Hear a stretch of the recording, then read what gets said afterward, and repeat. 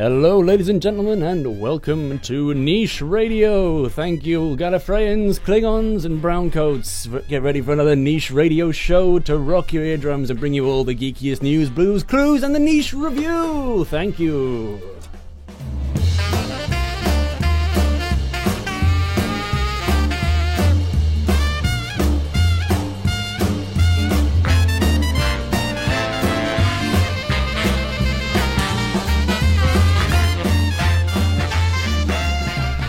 Hello. Hello. Hi, this is Niche Radio. You're tuning in once more to the incredible Fab Radio International with your favourite geeky hosts, Owen Duncan and the incredible... Not the cuddle you want, but I'm the cuddle you need. You sure are the cuddle I need. So, today we've got a jam-packed show full of all kinds of stuff. We'll be talking Simon Pegg, My Nipples, Peter Dinklage, new comics. We'll be talking about the newest... we'll talk about your nipples too, Carl, don't worry. Also, we're talking about Buffy, the newest comics. We'll chat about Secret Wars. Oh, it's just all happening. It's all happening, baby. It's all happening. So how have you been? Yeah, I've been alright. Are you having a nice week? Mostly, yeah. I'm quitting smoking this week. It's an interesting feeling. I've tried to quit smoking before and failed fairly miserably. To anyone else out there who any regular listeners think that for this wonderful feat, Owen should get the privilege of hearing the Final Fantasy victory theme. Oh, well. Can we save it till after the quiz though? Because if I ace the quiz, then I deserve it anyway.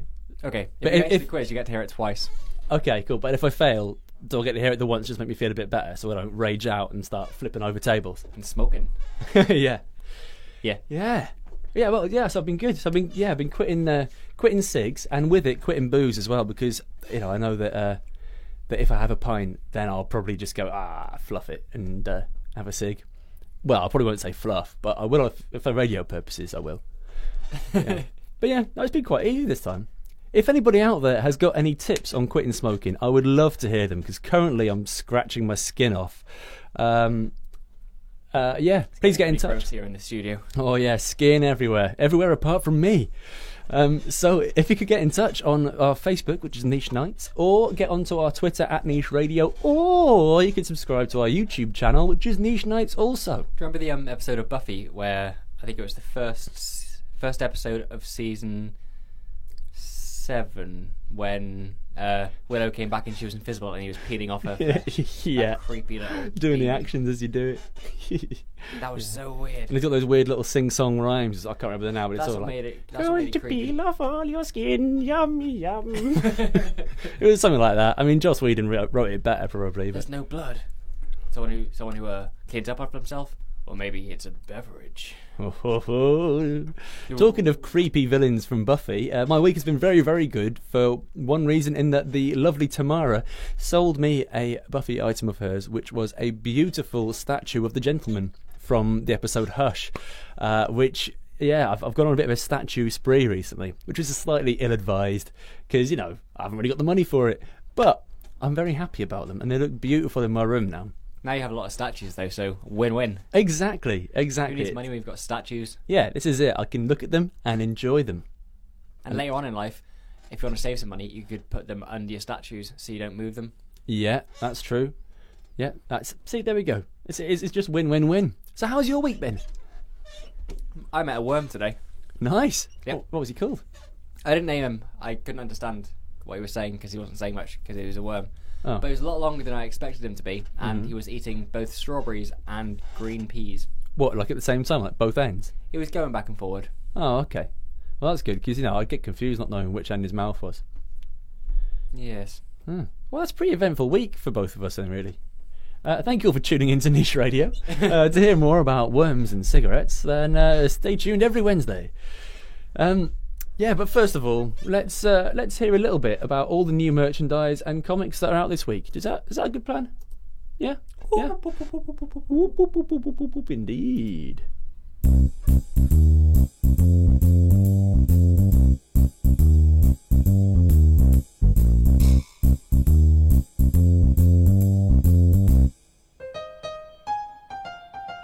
What's new?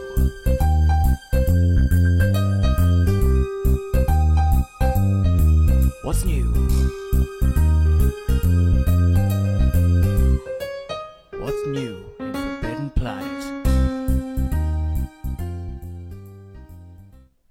Hello. So what is new in Forbidden Planet? Lots and lots. That's the end of that section. No, there's been loads of cool stuff out this week. There always is, to be honest. But this week we have had an incredible statue of Malcolm Reynolds, Captain Tight Pants himself, of Firefly and Serenity fame, played by the incredible Nathan Fillion. And there is a lovely 1/6 scale statue of Malcolm Reynolds holding a gigantic browncoats flag, striding across the plains of some kind of deserty planet.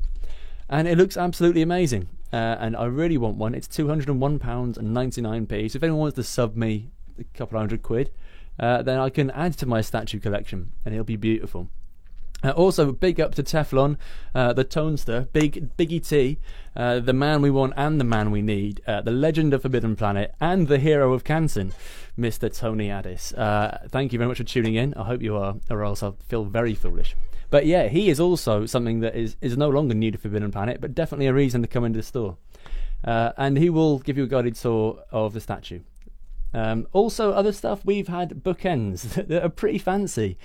It's a Superman and Batman bookends that look awesome and are pretty hench, very weighty, high quality. And also, I only realised today, in fact, Tony showed me this. He's just such a nice guy. So they're bookends, but the Batman and Superman statues themselves are actually magnetically attached to the bookends, so you can swap them over, take them off, and have a look. Very, very posh. We've also had Joker and Robin action figures from the animated series, which are both great. I grew up with the animated series. One of my particular favourites, in fact, of superhero culture in the 90s was the Batman animated series. And yeah, so the figures are coming in thick and fast. We've had tons and tons more stuff as well. Unfortunately, I didn't write a list, so I'm just going to go off the top of my dome, like in Bomfunk MCs. Yeah, so there's comics. It's just been dominated by Secret Wars. If you're unfamiliar with Secret Wars, it was an 80s comic that was essentially a vehicle for Marvel to use all their A-list superheroes in the same comic, which then, one of those big Marvel crossover events, was pretty much unheard of. And it was so Mattel, who just bought the rights to a lot of the comics, could sell tons and tons of figures, which is why there's the introduction of the classic Spider-Man black costume, so that they could release a normal Spider-Man and a black Spider-Man. So they could get kind of more money for their stuff. Yep. More money for stuff. Yep. Oh, that looked like an excellent stretch. It was a really good stretch. I do apologise. The stretches don't come across quite so well on radio, but I'll assure you it was great. Yeah, so Secret Wars has been revamped because, worlds are colliding, much like the Convergence DC thing. So worlds are colliding, and then all the fan favourites are going to have a big fight, and then who will win? Who will survive to live on and be the new favourites of the Marvel and DC universes? So Secret Wars is the Marvel output, the big crossover. And there was a Deadpool Secret Wars comic that came out today that looked very interesting, with a action figure variant which looked absolutely boss. There was also another variant from the Jules, if anyone's familiar with hip-hop. I wasn't until somebody mentioned it the other day. Tons and tons of new Deadpool-y bits in general. But there's also been the new Buffy comic, which is part of Season 10, which carries on directly from the last Season 7 of TV. And it's been absolutely boss. In this one we'll be talking about a bit later in spoiler alert. But there have been tons and tons of new comics. So just pop in the store, have a look about. You can also go, there's a weekly comic list online to see exactly what's been released and when. Also, there's been some new manga out. We've had reprint hardbacks of, I think it's pronounced Gyo or Gyo. It's Gyo anyway, and it's a kind of horror film by horror manga by a very famous horror writer in manga. Gyo. Yeah, and there's been other stuff too. Also, Monster has been reprinted. We've also had the very newest Case Closed in manga, which is issue 54. If anyone's looking on webcam, I am doing some ridiculous poses to try and aid my memory, just in case the change in blood flow resuscitates dead memory cells in my brain. That's not how it works, is it? I'm no biologist. Tribute to William Shatner. Yeah, I need to start speaking with pauses for fun. So, ladies and gents, that is a pretty sketchy roundup of what's coming this week in the shop. But please pop in, give us a ring, get on the Forbidden Planet Manchester Facebook, and we will answer all of your questions because we are the Oracle. The Oracle. Fluff, yeah. Coming again to tell you loads and loads of stuff, yeah. Yeah. So, yeah, that's what's new in Forbidden Planet. But what's old in Forbidden Planet? Well, Old and Forbidden Planet. Well, today I noticed that the Love Hina Omnibus mangas 2 and 3 have been there for a long time. That's a good question. What's old in Forbidden Planet? What is old? Like, what can't you shift? What's reduced? Oh, well, there's tons and tons of reduced manga, as always. But at the moment, I like that far back corner. well, yeah, this is it. I've put some by the door now on a little spinner to attract attention. But if anyone's into Case Closed, there's tons of volumes of that. There's also, I can't remember the name of it now. This is what not smoking does to me. Game forget over, everything. man. Game over. Game over. Hey, I've been watching the Alien films recently. I Watched watched. the gargoyle. Oh yeah, I did. Yeah, you showed it on Ryan's Wall, didn't you? Yeah, it looks brilliant. There's an actual alien gargoyle on a church, I think in Sheffield. In Sheffield. I think it's Sheffield. They hear that they just needed some gargoyles. They needed all the fixings of it around the cathedral doing soon. Mhm. So they just chose local artists and said you can do what you want. Brilliant. This is when they were quite popular. I don't know which film they were on. They just let them do one.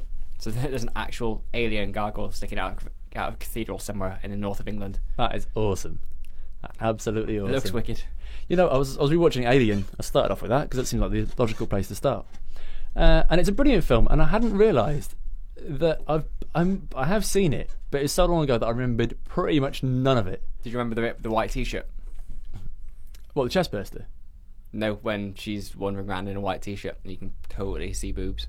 Oh, yeah, no, I had remembered that bit. That's probably the bit I watched several times in a row. Ellen Ripley's very hot. Yep.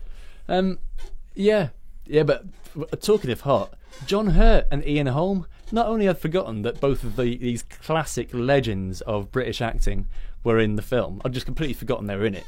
And John Hurt was the very first chestburstery guy. But also, John Hurt and Ian Holm look kind of young, which I've never seen in any of their films. They've never looked even a bit young. But then in that, yeah, they had hair that wasn't grey. They had faces that had, just a smattering of wrinkles rather than the most wrinkles.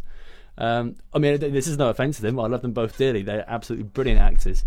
But yeah, I was very, very surprised. Wouldn't it be really cool if someone made like a little fan made short film and had crossovers between the War Doctor John Hurt and then back then, and like he tried to explain what went on and why he became that old bitter character, and just flash back to Alien when he was younger. Yeah, that would look amazing. Yeah. Oh yeah, man! I was such a positive, up kind of guy until that alien burst out of my chest. I've been pretty grumpy since.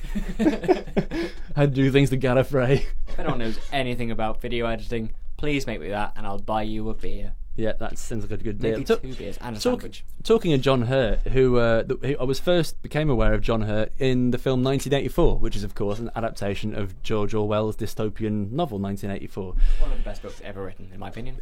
I agree. I love it verily. But yeah, something topical recently has tied into this. Simon Pegg, the legend who was appeared in Shaun of the Dead and loads of Hot Fuzz, all that.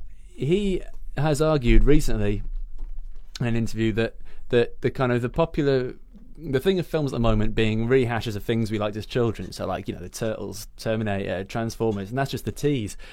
All this stuff being rehashed and reinvented for people of our age who are not necessarily young anymore and have disposable income to spend on such frivolous things as reliving our childhood. Yeah.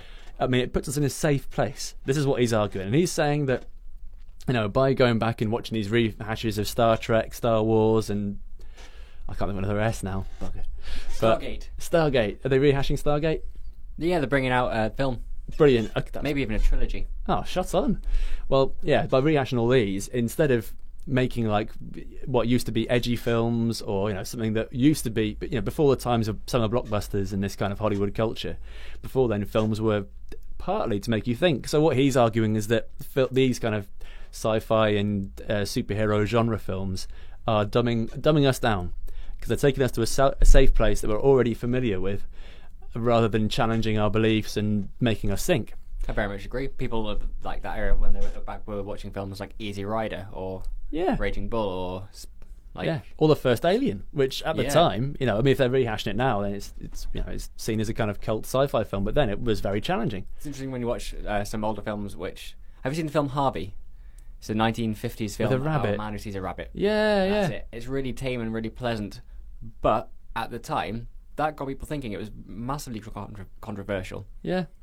And like, even films like, I mean, Jaws, which is now a cult. I mean, that was quite edgy for its time. Anything by John Carpenter as well, all that, like The Blob and stuff. Yeah, nothing Thing. like sharks weren't even thought of as scary or anything. Like sharks didn't eat humans; they just lived in the sea. They were big fish. And then Jaws came out, and suddenly everyone was terrified of sharks. Yeah, and people We still live in are just from Manchester. watching that. Yeah, Ah, a shark might get me. yeah, yeah. Well, same with people having a fear of clowns. I mean, everybody that I've talked to that has said they have a fear of clowns. Which, if you Watch haven't come It. across this is more. Yeah, this is more common than you'd think.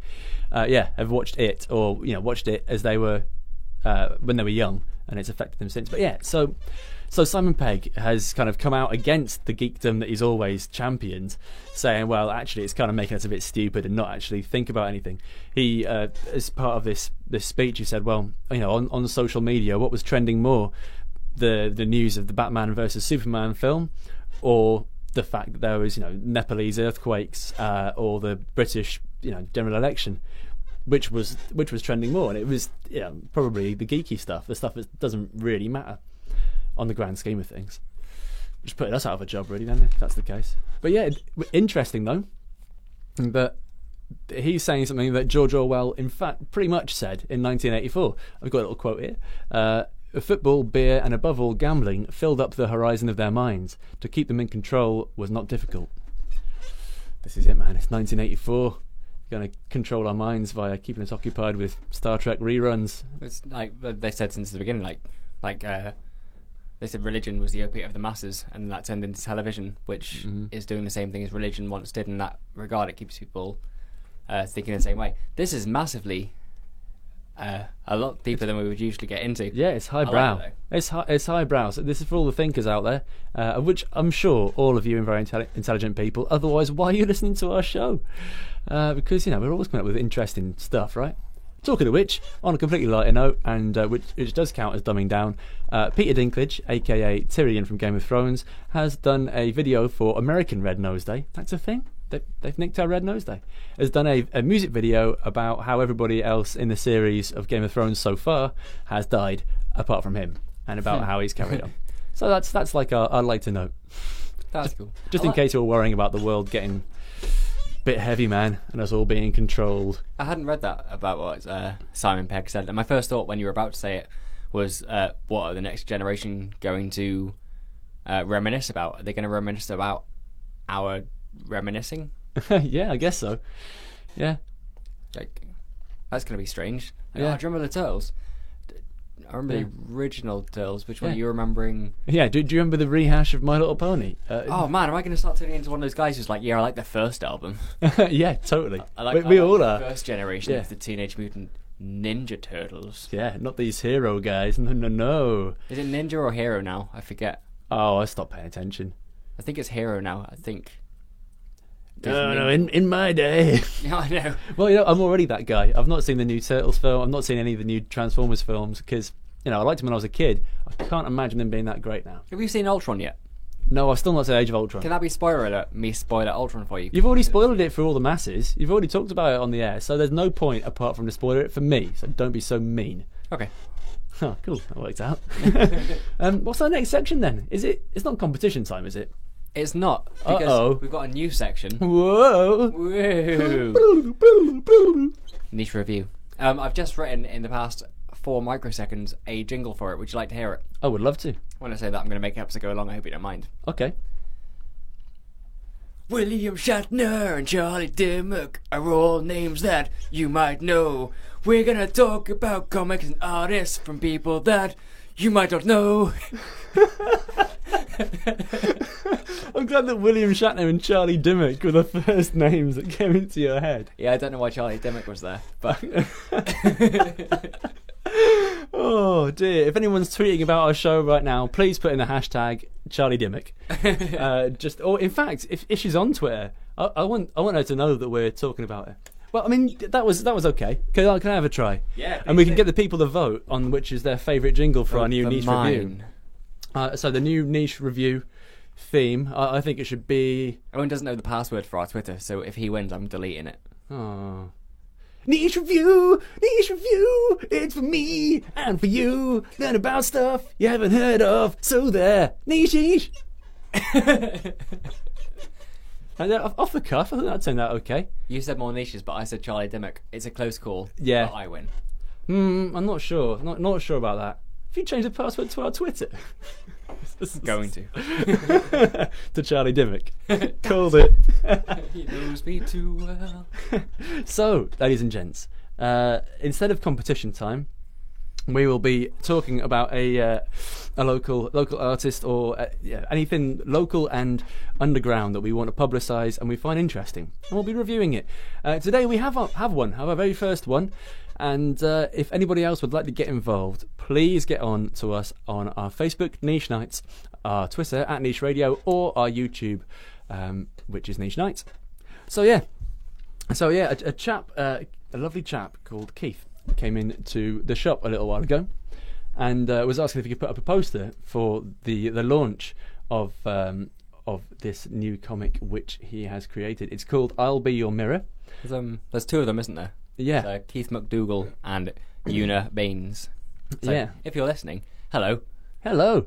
Thank you very much for sending in your comic for our first ever niche review. Yeah, and it was lovely. I thoroughly enjoyed it. But that's for the reviewing part. Here's the spiel first. So, I'll Be Your Mirror is a graphic memoir of Una Baines, who is a Manchester keyboardist songwriter who co-founded Manchester's post-punk band The Fall, Blue Orchids and The Fates, as well as playing in Nico's backing band. Oh, that's awesome. I'd like to meet her. Una Baines, can I meet you? You sound incredibly interesting. This first issue focuses on her teenage relationship with Mark E. Smith, legendary frontman of The Fall. It is illustrated and co-written by Keith McDougall, who is an Australian based in Manchester. And we can see more of his work at keithmcdougall.com. The book will be launched on May the 29th at Islington Mill in Salford. Lovely pub. Una's band Poppycock will be supported by Ill and Rose and the Diamond Hand. That's a cool band name. Rose and the Diamond Hand. So there's a Facebook event page as well if you want to get in touch. But yeah, so I thoroughly enjoyed it. I gave the comic itself a read. I must say that The Fall and Manchester's post-punk is not something that I'm particularly into. It's not something I knew very much about. But the story itself I thought was brilliant because it focused more on the kind of early relationship of Una Baines getting to know Marky Smith and gave you a nice introduction to what he was like before they started getting into the band and the music and bits like that. I also liked the little snippets of music that you see in the panels. They're done in kind of like music waves coming out of record players or coming out through windows and stuff.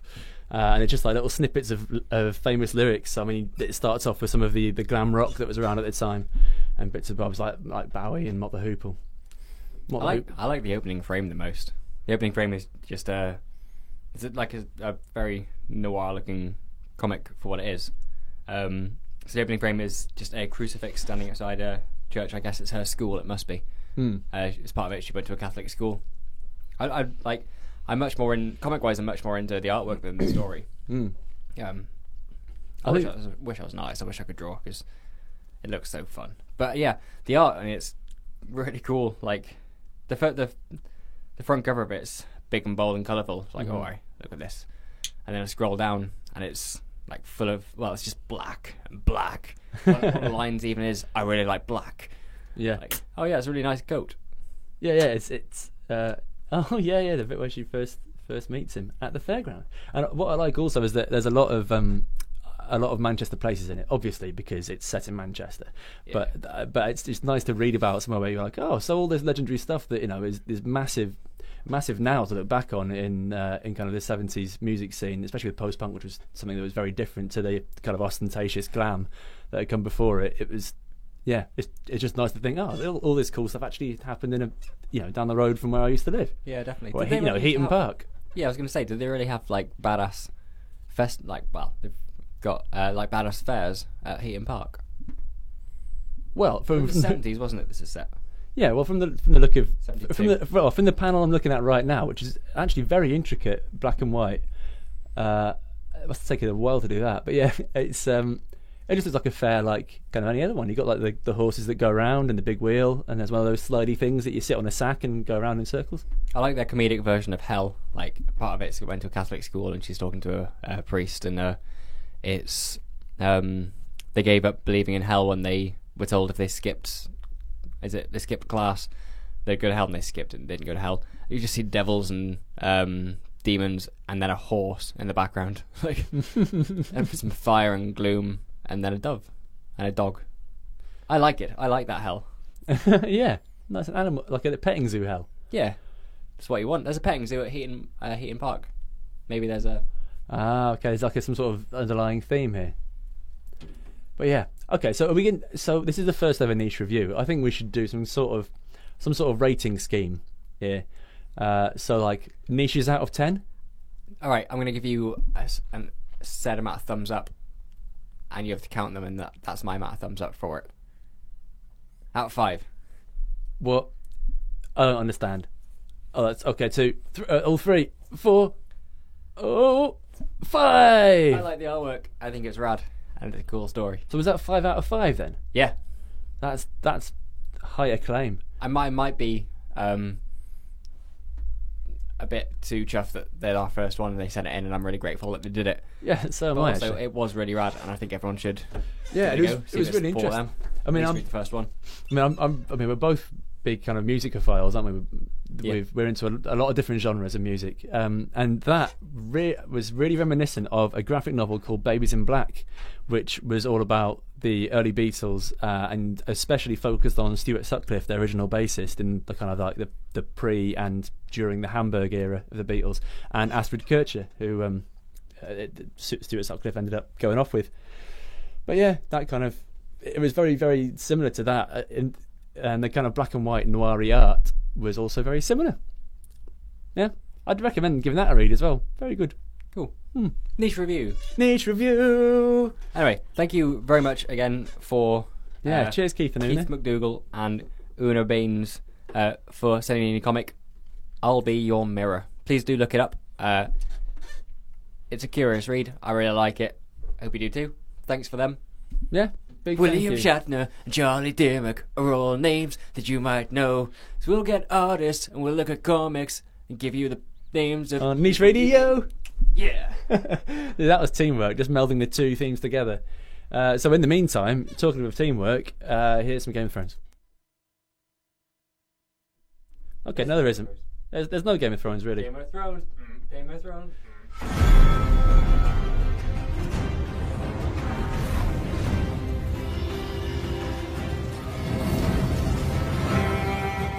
Hello, this is Ian McElhinney here, Varys and Selmy for Game of Thrones. Tune into Niche Radio for everything sci-fi, comics, cult television, and gaming. Welcome to the Age of Rat.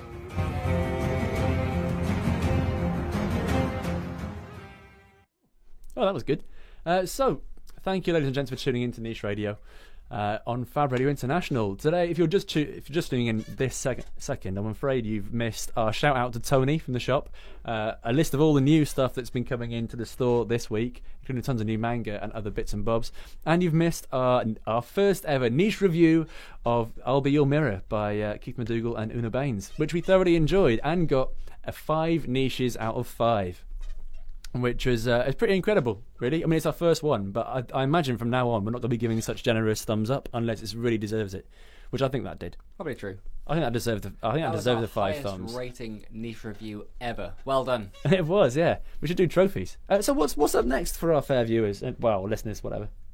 I think we should mix it up today and do it out of the usual order. Okay, what are you going to hit me with, brother? Spoiler alert.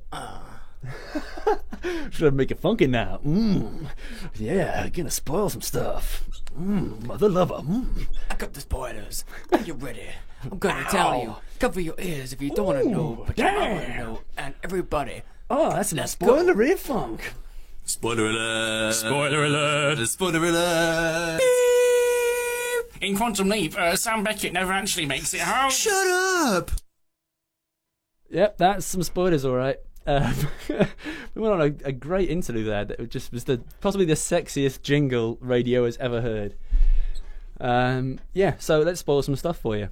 Well, later on we're going to be talking about Agents of S.H.I.E.L.D., which you've had plenty of time to watch the entirety of now, so it's not a massive spoiler for you.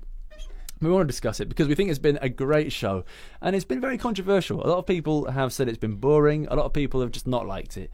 I think it's been great, and I think Cole does too, so we'll tell you more about that a bit later. But first, let me spoil a bit of Buffy for you. Now, I know you're all sat at home smugly going, well, I've watched all of Buffy, he can't spoil it for me. But no!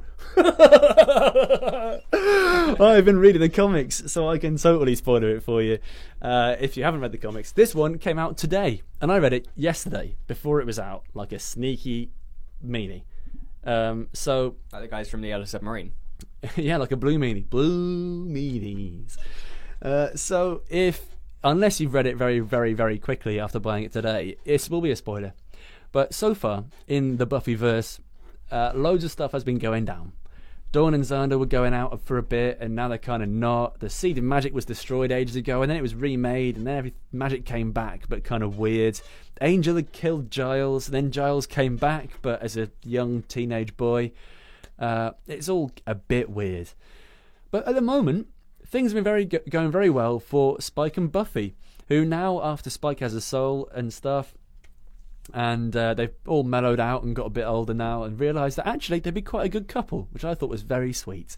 So so Buffy and Spike, for all Spuffies out there, that's fans of the Spike and Buffy relationship, not somebody who's into Bukkake, they are very happy because Spike and Buffy, I'm a Spuffy. I'm all about the Spuff. Thanks, Connell. That was a beautiful gesture. So I'm very glad that they're back together in the comics. But recently there has been a bit of turmoil. Buffy, for reasons which I won't go into, had to go into Spike's soul and have a little root around in his head and figure out stuff about him for his own good. And it transpired that whilst rummaging through his memories and his feelings for her and for his memories towards back in the day when he was a soulless blood-sucking demon, and uncovered this kind of like almost like a first evil for vampires. So it's like the root vampire before the master, before any others. So this is the master that this is the vampire who sired the masters, and therefore eventually sired by proxy sired Angel and Darla and Drusilla and Spike. So this evil, this like super ultra mega ultra vamp, still controls a little bit of James Masters. Well, Spike, played by James Masters. And so there's this big internal battle. They go and fight him, and Spike's all like, "Oh no, I'm not gonna bite Buffy." And then the evil guys are like, "Yes, you must bite Buffy." And then he's all like, "No, but I love her dearly, and I've got a soul." And then he's like, "Oh, I'm gonna bite you." And they have a bit of a fight, and then it's all okay in the end. So you don't have to read it now. Safe as houses. Anyway, what else are we going to spoil? We're going to spoil a bit of S.H.I.E.L.D. for you. We spoiled the ending of Gotham last week. Oh, and I now could spoil it for you the rest of Daredevil, because I've finally finished watching it. Daredevil. I've not seen any of the Daredevils yet, it's brilliant. even people, like at my work, I work in a bar, and I won an award a while ago for biggest nerd. Whee! Yeah, we had a 1-year ceremony, and everyone won something, and mine was biggest nerd. That's a worthy accolade, I reckon. It's good, but it means every time something comes out or something like this, people ask my opinions, which is nice. I've not seen any of this, and people keep coming up to me, telling me all about it. I'm really excited. People who generally watch like Shameless or any like shows like that, nothing to do with sci-fi or nerdademia, if I can coin that phrase. Yeah, I like it. It's wicked. Like just everyone loves it. Yeah, it's been absolutely boss. It's been a very, very good balance of just cool TV, cool action, very realistic action as well. There's a brilliant scene that's all in one shot. It's only the second episode of this fight scene where basically everyone's. I've told you about it before. Where everyone's just getting laid into and people are falling over. Oh yeah, very they're Frank Miller-esque. Yeah, and very brutal. And they've paid homage to especially some of the Frank Miller comics very well. But lots of the Daredevil canon and lots of the characters are very well cast. Foggy Nelson is my particular favourite out of all of them, and Wilson Fisk as well, the Kingpin, has also been cast very, very well by this very, very quiet, mostly, but incredibly intimidating actor. Just incredible. And I've watched it in its entirety now, and you get like loads of big reveals towards the end, which I won't really spoil it for you, but I mean you can kind of guess. This first series is just kind of setting up for what will become a main Daredevil arc, with the Daredevil that we all know and love, similar to that of kind of Ben Affleck fame, but probably a lot better. At least it has been so far, in my humble opinion. But yeah, I've really enjoyed it. I would recommend it, and because it's also brought in a brilliant new trend, which I think we're going to see. Well, we are going to see a lot more from Marvel and DC, of filming an entire series and then just letting it all go on Netflix straight away, rather than waiting each week for an episode. That's totally the way to do it. It is definitely because a lot of people now are binge watching Netflix, and why the devil not? If you've got time to have a binge watch, then it's good therapy. Frankly, do it that way, or people are going to wait and binge watch via streaming. Yeah, exactly. Illegally, so yeah. Or they're going to watch, or they're going to, oh, I'm sick of waiting for Game of Thrones. Oh, well, I'll just binge watch something else. Yeah. And then end up getting into something else instead of your show. So it does make sense. And I think they're going to be doing this with AKA Jessica Jones, which is another Marvel series to come out on Netflix. And also I can't remember the title of it, but I think it's Power Man and Iron Fist. Essentially Luke Cage and Iron Fist series, both of which are going to be great. And they're all set kind of in Hell's Kitchen and kind of around the same area of New York. So they're all going to tie in a lot, and there's been talk of a lot of crossovers with the cinematic universe because they do subtly tie in, or at least Daredevil has in short mentions. But it's been brilliant. And so now let's spoil a bit of Agents of S.H.I.E.L.D., the Whedon-inspired classic. What did you think to the ending? What did I think to the ending? It's a tough one. If I'm honest, I thoroughly loved it. I can't rate it. I can rate it because I'm just about to, but I rate it highly. But I much preferred all of season 1, the lead up, all of it. I loved. Forget until it got to Grant Ward and all of that, obviously changing. Yeah. I loved all of season 1, and then it got to Grant Ward, and I pooed my pants because what the F word is that? That was a crazy turnaround. And it was so brilliantly done. That was incredible. Everything about it. Hydra kicked ass. They're evil, but they were cool. But what about season 2 then? So how did it hold up compared? Because it wasn't such a great first season. But I thought season 1 was perfect. It was exactly what I wanted out of that show. Season 2 wasn't as good. But it was taken in a different direction. And you did have to. Fair play. Everything's changed. Their world's changed. Yeah, and Joss Whedon's changed, to be fair. Yeah, That's a whole other topic, but especially since he started taking on Avengers. Yeah, the first one alone, he's changed. His writing's changed. Everything about him's changed. His end goal has changed and his priorities, which is maybe why season 2 was very different, more dramatic and less homely than his older writing. Yeah, and I mean, I've not studied the credits for each one, but also I wonder because Jed Whedon and Marissa Tankarin and many of his other kind of regular crew that he works with, part of the Joss Whedon writing family, if you will. Well, literally in that case.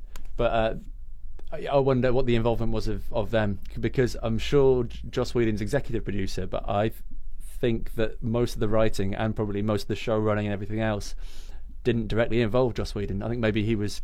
You're entirely. I've gone through all. I've watched. I've read who's directed what, who's been in charge of which, how much involvement Joss Whedon had involved in all of them, and it was less and less. And obviously in both seasons, the first episode was pure him. Yeah. I really liked season 2, and I've been anticipating it, with bated breath, and thoroughly enjoying it when it's on.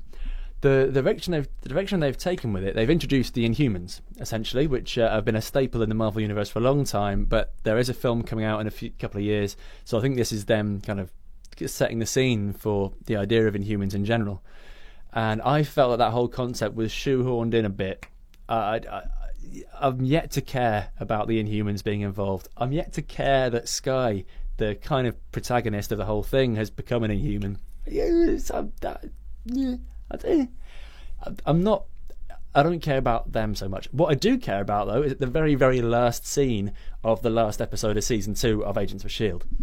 That very last bit where the kind of simmering romance between previous best buddies, Fitz and Simmons. That was cool. Yeah, finally they're asking each other on dates, and you're thinking, oh, it's happening. One of the most attractive women on the planet. Yeah, Elizabeth Henstridge, I love you. I love you more.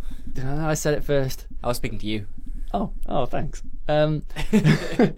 Yeah, but then in the very, very last scene, they've just kind of started off on a romancy road, and then she gets eaten by a big slab of alien stuff. They're still not sure what it is. Do you know what that is? You know more about this than me. No, I don't. I don't. No, I've not. I've not seen it in any comics that I've read anyway. So Curious. it's meant to be a Kree artifact, but it's not something that I'm familiar with. So Maybe that could, to be fair, it makes sense what they would just assume, but yeah. but yeah. Here's one. Okay. All right. We've never done this on Niche Radio before. Mm-hmm. How about I ask you a question, Okay. which I don't want you to answer this week. I want you to ponder until next week. Whoa. Okay. And I don't know. Just in case there's a negative answer, I'm concerned about asking. But it's fair, and it's fair to critically analyse people. Joss Whedon, Right. do you think he's gone downhill? Oh, well, that's a question. Pretty much. The idea is, I think Avengers 1 was very, very good. I thought the writing was very, very good. Mm-hmm. I thought Avengers 2 was pretty poor. I thought he must have... Avengers 1 was the third highest grossing film of all time, so he probably had a lot of pressure from a lot of business and couldn't maybe do what he wanted. But Yeah, because of totally. that, he had his name on it. It's down to him in my head. Yeah, but I also thought the same about season 2 of S.H.I.E.L.D. As much as I enjoyed it, it was nothing in comparison with 1. And all of this is nothing close to my high esteem, my praise for Dr. Horribles or Buffy or Angel or Much Ado About Nothing. Those are art. Everything since is decent television or decent films. Okay. But So that's something to think about for next time. But until then, I'm going to give you some homework too. Watch the film In Your Eyes, which is one that his private it's a nice thing, one. Bellwether Pictures, has done, because that's a film that he has done. Anyway, talking of films, Niche Nights, the home of Geek Nights, Choose Your Adventure, Tokyo Chipped, Dinosaurs and Capes, and 90s Night. May the future be rad.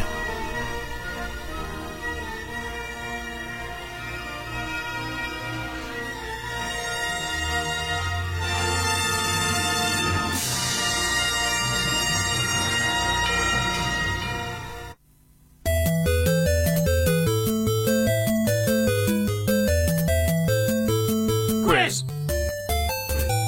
Quiz. Quiz.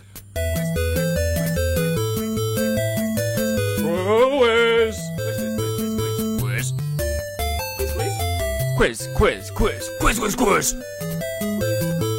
Quiz. So this is the point of the show where we have a quiz. quiz. Uh, Quiz on my tits, baby. Some good news and some bad news.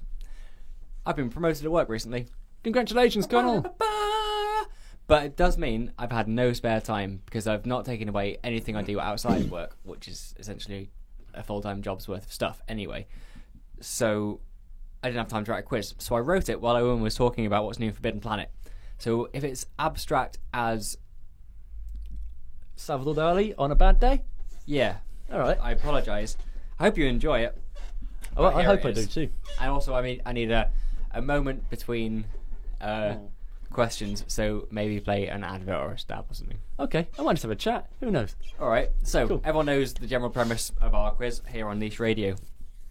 We've got 5 questions. Yeah. I'm going to ask all 5. I'm going to ask them to Owen. He's going to gesture via the medium of noise, because that helps on radio, whether he knows the answer or not, or isn't sure, or whatever. Then we're going to play the quiz theme, and then I'm going to give you the answers, which I'm going to have to write down as I go along, I think. Okay. And hopefully I know them all. Okay. Okay, the first one Mm-hmm. is the first one because it's the poorest one. So if you don't get it, I might give you a second chance, or at least a clue. In Okay. fact, I will give you a clue if you don't get it, because it's an odd one.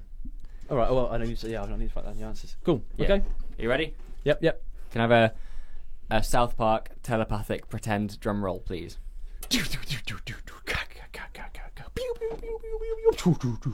Okay. Today's quiz is all about, I'm going to sing songs and you're going to guess something about them, which I'm going to ask you. So, question 1 is, which artist sang this song? And I'm only going to sing a very small line from it. Oh. Okay.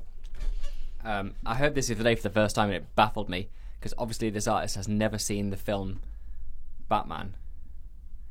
And the tagline is, Gotham City, the city of love.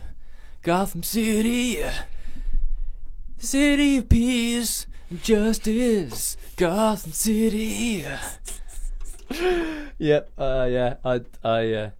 I definitely have an answer for that, ladies and gents. If you do it at home, please tweet at us, Facebook us, and everything else. In the meantime, while Connell, oh no, you're going to go straight into it. Yeah, I might need a break after this one, because this one, I think you'll know, even just when I prefix it with big dog, big dog, big dog. Oh, right. Okay. What's the question? Which artist sang this song? Okay.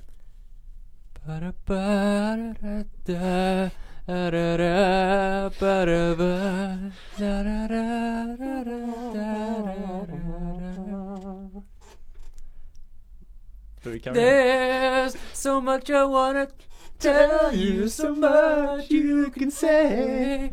You remain my power, my pleasure, my pain. Okay. That was question 2. In the meantime, here's a bit of background music.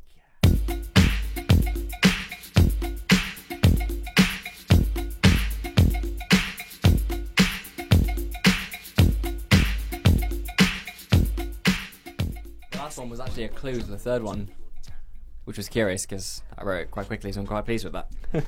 So, which series is this song got from? So the last song had a clue in it to what the song's called, but which series is this song from? Feelings, I've been lost for years. There's a killer in me, hoping you're the one. I've got the answer with Can't really do American accents. That was beautiful. All that kind of grungy 90s, 20 noise thing. But there we are, there's that. Excellent. Ladies and gents at home, I do hope that you're getting these, because these are the best questions ever. Thank you, Connell. And following on from that, the answer to that question is a clue to the next one. So, which character from that season, which we've just had, sang this song? Oh, all right. I'm quite pleased with this quiz, considering I wrote it off the cuff. Yeah. I may get a few of these words wrong, but I think we'll get the idea. Okay. You ready? I'm nervous. Why'd you run away? Why don't you like my style? Why don't you come and play? I guarantee a great big smile. Beautiful. Was the question which character? Yes, which character sang that from the series, which was the answer to question 3. Lovely. Oh, this is a doozy of a quiz. Ladies and gents at home, I hope you're playing along, because this is incredible. This is quizzing at its finest. Quiz gold. Question 5. All right. Which film is this from? And there's only one way to sing it, which means Owen might have to be aware of my levels while I sing this. Okay.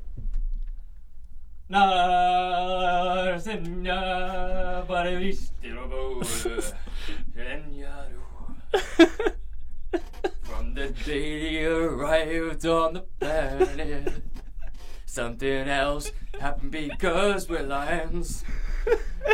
There was a circle of things, and hyenas suck, but everything will be yours in the future, son, because that's the title. So, what was the song? What was the film that was from? So the question was, what film was that from? Yeah. Cool.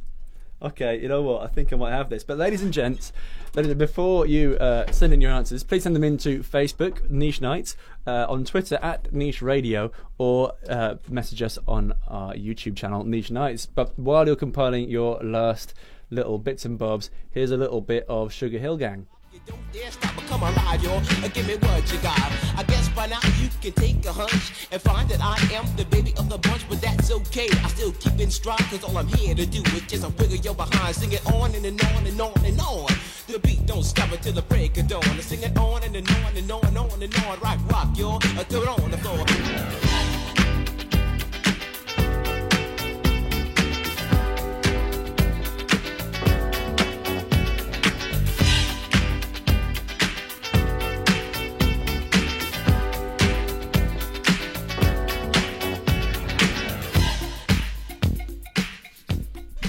So how did everyone do? I think I did quite well on that quiz. I hope everyone else did well. We've actually only got 10 minutes left. We've massively overrun this show, but I've had a lot of fun. Yeah, same here. We've had a bit of a waffle. If anyone's got any complaints, please write into somebody else's Facebook, not ours. It's a fair point. Question 1 was a song about Gotham City, and I think poorly written, considering the fact that this artist has probably never seen any of the Batman series and has no clue about Gotham City. City of justice, a city of love, city of peace. Who sang that song? R. Kelly. It was R. Kelly, famous from Trapped in the Closet and all kinds of crap. And several court cases. Yeah, let's not go into those. Oh, poor guy. Wow. Question 2. It was a classic, and it was R. Kelly? yes.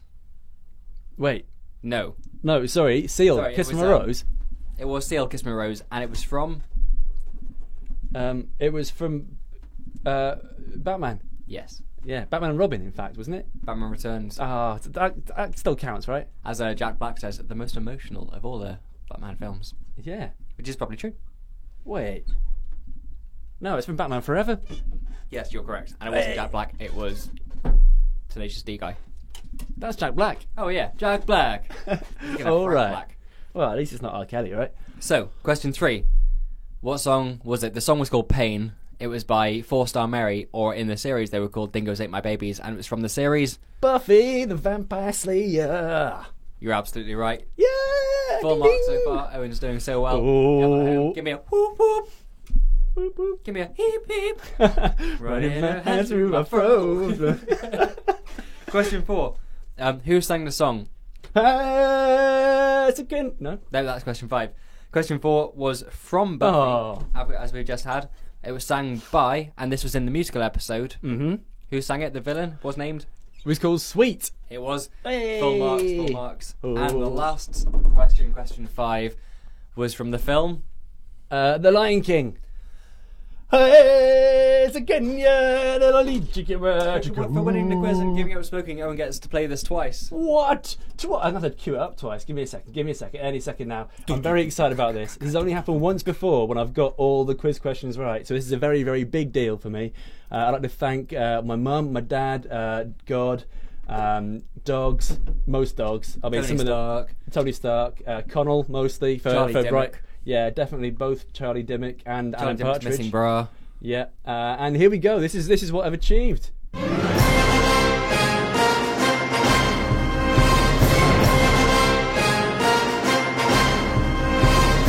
Yeah. That was Congratulations great. to Owen. Anyone who's listening, I don't care about you. I just care about Owen. Oh, that's so sweet of you, man. Apart from please listen next week and forever. Oh yeah, please do that. And of course, if you're missing this show, then you won't be able to hear this announcement. But please tune in to our YouTube channel to listen back to all our older shows. Also, this is going to be played on Saturday again. So if you're listening on Saturday, this got played last Wednesday, and it was rad. Yeah, if you're listening on Saturday, welcome to the Super Sci-Fi Saturday shows, where there's loads and loads of sci-fi stuff happening. So, talking about sci-fi, I think we need to speed through the next 5 minutes. Who would win in a fight? Right. Okay. So last week we did Magneto and It was Gandalf. We thought it'd be a Gandalf. good idea to pit two characters who have been acted by the same actor. yeah. So this week we've got Captain America versus the Human Torch. We're going to play the theme You Ever Think, and then we're going to discuss it. Yeah. Captain America versus the Human Torch. Fight! I wanna take you for a ride. Ladies and gentlemen, welcome to the title fight, the greatest moment in superhero versus supervillain history. In the red corner, the almighty, the upstanding pillar of all that is good, and in the blue corner, the devious, the Machiavellian, the dastardly loser of all time. Who would win in a fight? You decide. Ready? Fight! Okay. So they're both played by the chap, Captain America and Human Torch. I can't remember his name though. Can you? Chris Evans. Chris Evans. It's Yeah, same not the guy. ginger one. No, although he married Billie Piper, so he beats both of them. Yeah, 'Cause that's true. She played Rose Tyler. Who, She's quite pretty. let's be fair, is effing brilliant and So, beautiful. Human Torch or Captain America? We've got 3 seconds to decide. Oh, Captain America. Cool. Yeah, okay. I mean, he tends to win most stuff, and then when he dies, he tends to come back again. So, He's good, and he might even be able to wield Mjolnir, oh yeah, which yeah, is yeah. pretty badass, to be fair. That is. He could rule Asgard. Yeah. So, Anyone who can potentially rule Asgard, as opposed to is a smarmy, womanizing, oh, look at me, I'm on fire. that's Oh, it. wait, He is you're a just bit a bit of a womanizing, pussy. isn't he? He's a bit. I like Tony Stark, I don't like the Human Torch. Yeah. Human Torch was always meant to be the kind of bratty kind of. He's why. a spoilt character. Yeah, Tony Stark is allowed to be womanizing because he actually has attributes which he can make him get away with. Yeah. Small things you don't like about him. Human Torch has no attributes. Therefore, Captain America wins because he's Totally. badass. Might be able to. And also, I've got one more reason. In the comics, both of them have died at previous times, but the Human Torch has stayed dead longest, I think, in the comics. Therefore, meaning that he's not as important, so they didn't want to bring him back as quickly. Also, Captain America has inspired more characters, Yeah. such as the recent series. Oh yeah, like Peggy Carter. Yeah. Also in the comics, he's inspired U.S. Agent and also Captain Britain. So he's done all right, Human Torch is just balls. mostly. But thank you very much. That has been all for this week. We just have some normal news coming up for you soon on FSN, just before the Steve Berry show. But first, let's do a bit of good news just to brighten up our days. What's Connor? your good news of the week going? My good news is everything's A-OK. A-OK. How about you? What's my good news? William Shatner and Charlie Dimmock are all names that you might know. You might know. We'll give you artists and local people, because we are Niche Radio. Woo! It's a niche review.